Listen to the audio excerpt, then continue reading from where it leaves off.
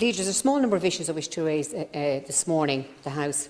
Councillor Frank Roche in Cork and Councillor Brendan Fay in Cavan have asked me to raise the issue of an extension to the hedge cutting season by 2 weeks, as called for by the Farm Contractors Ireland, due to the poor weather conditions. The hedge cutting season ends on the 28th, so this issue needs urgent clarification for the farmers and the hedge cutting contractors.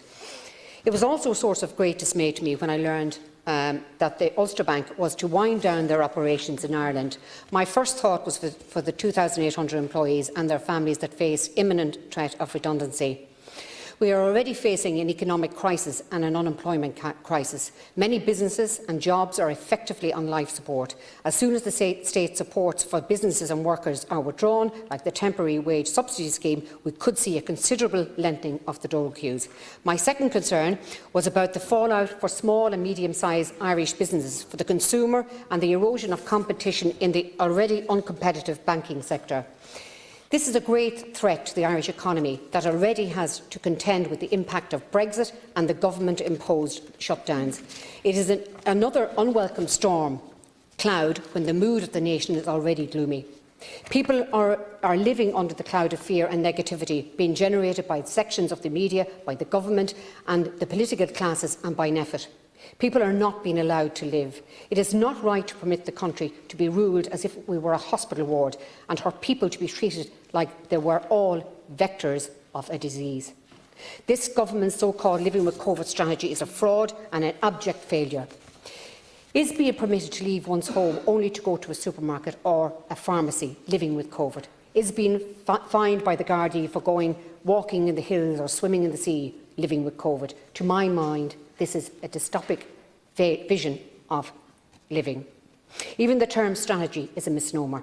It gives the impression of a plan that is fully thought through, that is nuanced and sophisticated, that takes account of its consequences and provides predictable clarity and stability. This muddled approach by the government is anything but.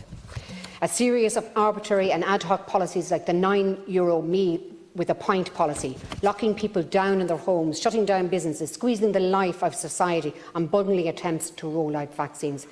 This is the government's living with COVID strategy. It is a dubious strategy that is having a terrible effect on the health and mental health of this nation.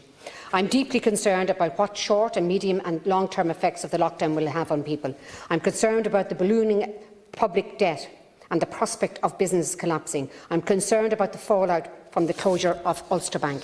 This nation needs a fresh approach that requires and provides real leadership. We need a government that provides hope and opportunities to people to flourish in spite of the virus. Senator Keogan brought up this morning the seeking of the extension for the head cutting licence season for an extra 2 weeks because of the bad weather. I'm not sure that that's something that will be facilitated, but I genuinely hope that, given we're going to have really good weather this week, that everybody can catch up and enjoy what needs to be done in the blue skies that we're enjoying. She also brought up Ulster Bank, and again there's a request into the Minister for that.